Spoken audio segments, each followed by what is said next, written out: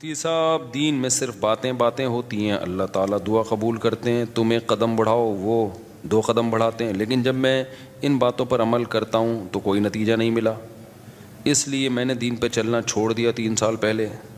استغفر اللہ، پریکٹیکل کچھ نہیں ہے، صرف باتیں ہوتی ہیں دین میں۔ ہاں، حالانکہ میں تو دین پر چلنا چاہتا ہوں اور سچی توبہ بھی کی، ایک بار پر کچھ حاصل نہیں ہوا۔ یہ کہتے ہیں میں دعا مانگتا ہوں قبول نہیں ہوتی، دین میں باتیں باتیں۔ اللہ میاں نے یہ باتیں کی نہیں ہیں کہ تم دعا مانگو گے تو میں اس طرح سے قبول کروں گا کہ جو تم کہہ رہے ہو تمہیں مل جائے۔ یہ باتیں اللہ نے کی ہوتی، پھر آپ کہتے ہیں اللہ میاں صرف باتیں کر رہے ہیں۔ اللہ میاں نے کہا میں دعا قبول کرتا ہوں، قبول کیسے کرتا ہوں یہ بھی تو اللہ میاں نے کہا نا، پورے قرآن میں واقعات بتا دیے کہ کیسے قبول کرتا ہوں۔ یعقوب علیہ السلام نے دعا مانگی نہیں ہوگی میرا بچہ واپس مل جائے، تو کیا مل گیا ان کو؟ نہیں ملا۔ یوسف علیہ السلام پریشانیوں میں آئے، برائی سے بچے، زنا کی ان کو دعوت دی گئی، بچے، تو بچنے کے نتیجے میں اور پریشانیوں میں چلے گئے، جیل میں چلے گئے، ساری زندگی ان کی کہاں گزری؟ جیل میں گزری۔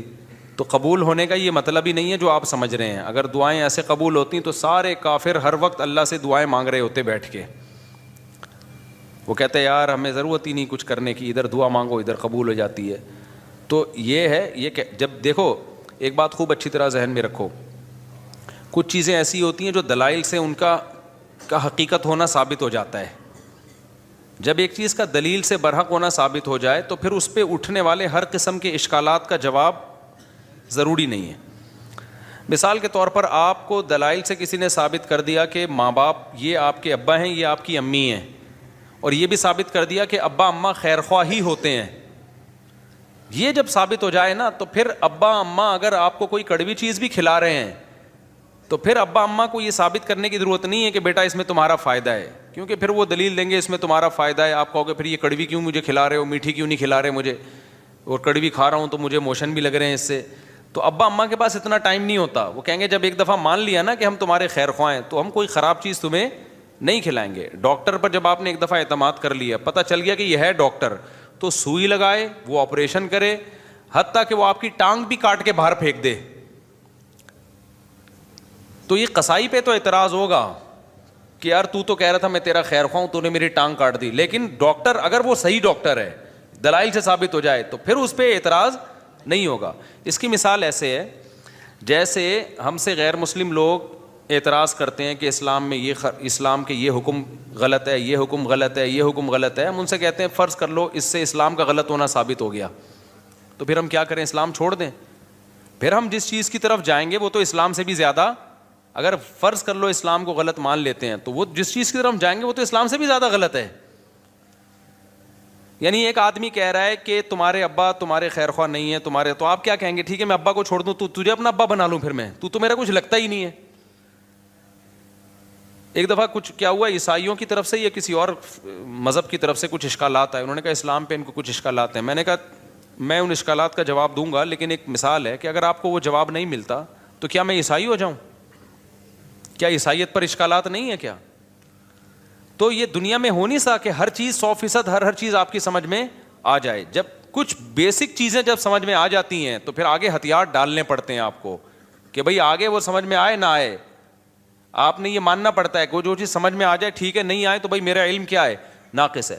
پہلی بات یہ کہ یہ جو انہوں نے لکھا کہ اللہ تعالیٰ نے اسلام نے کچھ باتیں کی ہیں، دعائیں قبول ہوتی ہیں، قدم بڑھاؤ اللہ تمہارا ساتھ دیں گے، اور اللہ تمہیں جو ہے نا تم 2 قدم بڑھاؤ گے اللہ 4 قدم بڑھائے گا، تو اگر اس سے غلط ہونا ثابت ہو گیا تو یہ کیا مطلب؟ اللہ ہے نہیں کیا؟ یہ کائنات خود بخود بنی ہے، یہ ثابت ہونا چاہتا ہے اس سے۔ دوسرا اللہ ہے تو کیا مطلب؟ وہ جھوٹ بولتا ہے معاذ اللہ، اس نے یہ غلط باتیں کی ہوئی ہیں، ظاہر ہے یہ بھی نہیں ہو سکتا، اللہ کیوں غلط باتیں کرے گا؟ یا اسلام کا غلط ہونا ثابت ہو جائے گا تو پھر کون صحیح ہے؟ کیا ایتھیسٹ لوگ صحیح ہیں جو جن کے پاس کوئی صحیح اور غلط کا کرائٹیریا ہی نہیں ہے، معیار ہی نہیں ہے ان کے پاس؟ تو پھر تو یہ انسان اور گدھے گھوڑوں میں کوئی فرق رہے گا نہیں، پھر تو یہ کائنات یہی آئے گا جو ایتھیسٹ کہتے ہیں خود بخود بنی ہے۔ تو وہ آپ یعنی ایک اشکال سے نکل کے بھاگیں گے اور اس کے بڑے اشکالات کے جال میں آپ پھنس جائیں گے۔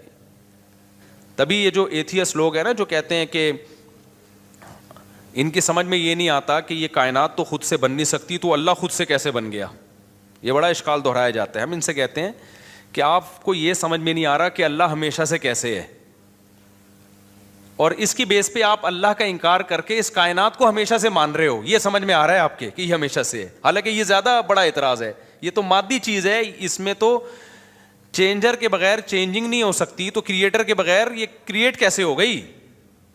تو جب بھی کوئی اسلام پہ اعتراض کر رہا ہوتا ہے نا, ایک اعتراض کر کے وہ اس سے بڑے اعتراض کے جال میں پھنس رہا ہوتا ہے, تو آپ کو اپنی عقل کے گھوڑے وہاں روکنے پڑتے ہیں. آپ کہتے ہو یار کچھ چیزیں ایسی ہیں جو جہاں عقل ہماری رسائی کرتی ہے, اور کچھ چیزیں ایسی ہیں وہاں ہمیں ہتھیار ڈالنے پڑتے ہیں.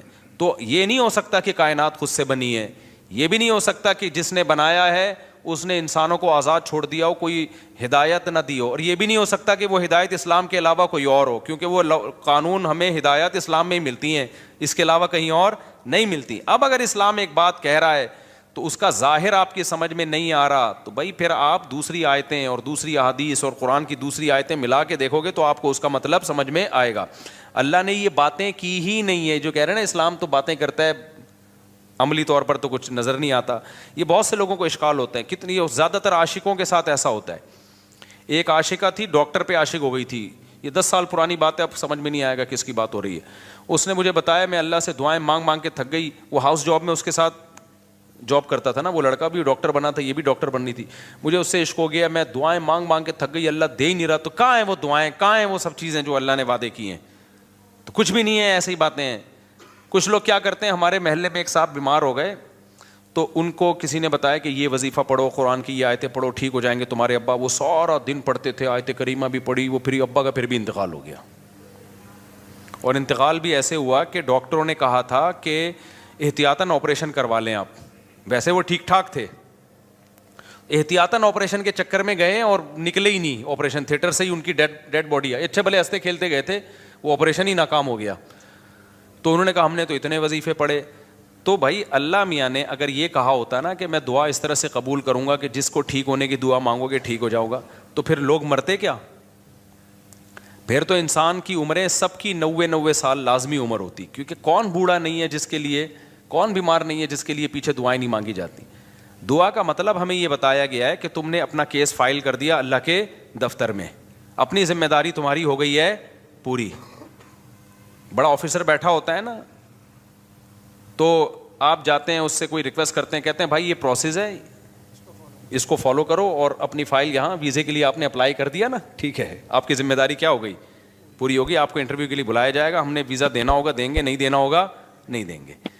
تو ہم نے اپنی ذمہ داری پوری کر لی ہے. باقی اللہ کا کام ہے, وہ اس طرح سے دعا قبول کرتا ہے یا اس طرح سے دعا قبول نہیں کرتا. لیکن اس نے کہا میں قبول کرتا ہوں, کیا مطلب؟